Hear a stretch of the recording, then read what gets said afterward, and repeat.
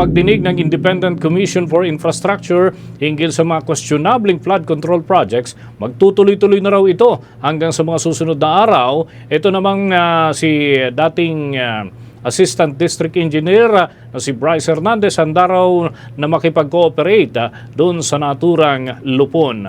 Yan at iba pang mga balita hatid ni Bombo Isa Cotoner. Kinumpirma ni Independent Commission for Infrastructure Special Advisor Baguio City Mayor Benjamin Magalong na magtutuloy-tuloy pa sa mga susunod na araw ang pagdinig ng komisyon hinggil sa maanumalyang flood control projects sa bansa. Kaya naman may mga iba't iba pang personalidad ang kanilang iimbitahan bilang bahagi ng kanilang investigasyon. Ayon kay Magalong, halos araw-araw na magsasagawa ng hearing ang ICI upang mapabilis ang pagsasampa ng kaso laban sa mga sangkot sa umano'y ghost at substandard na mga proyekto. Dagdag pa niya, hindi lamang flood control projects ang saklaw ng investigasyon, kung hindi pati ang iba pang proyektong may anomalya. Yes, the ICI will be conducting regular hearings, almost daily hearings. But on my part, as investigator, I have to be out in the field. Marami, tuloy-tuloy yan, mga araw-araw yan meron. Kaugnay pa nito, ibinahagi rin ni Magalong na hindi lamang nagbigay ng mga napakasensitibong impormasyon si dating Assistant District Engineer Bryce Hernandez kung hindi kusang loob ding isinuko ang isa sa kanyang mga luxury cars bilang patunay ng kagustuhang makipagtulungan.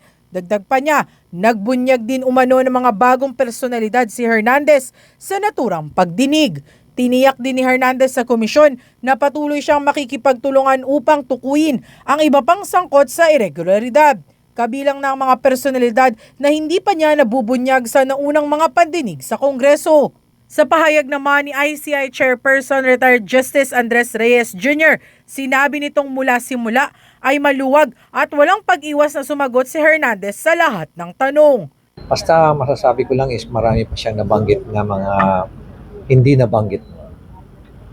Mga detalye, very relevant, sensitive information. I'd like to cooperate and explain namin sa kanya kung ano yung mga pros and cons ng gagawin niya. Explain namin mabuti kung ano yung mga choices niya. And then finally, he realized better to cooperate with us sa ICI. Kaya hanggang very free-flowing yung mga information na binitawan niya. Samantala, sinabi rin ni Magalong na pinag-aaralan pa kung maaaring maging state witness si Hernandez, ngunit kailangan makumpirma at masuportahan ng ebidensya ang lahat ng kanyang pahayag. Kaya kailangan na investigation. Kasi siyempre yung mga sinabi niya, kailangan may corroborative evidence. Mula sa lungsod ng Taguig, ito si Bombo Isa Cotoner and this is Bombo Radio Philippines, the number one and most trusted source of news and information. Basta Radio, Bombo! For the most trusted source of news and information, visit our website at www.bomboradio.com. Follow us on Bombo Radio mobile app, Facebook, YouTube, TikTok, and X, formerly Twitter.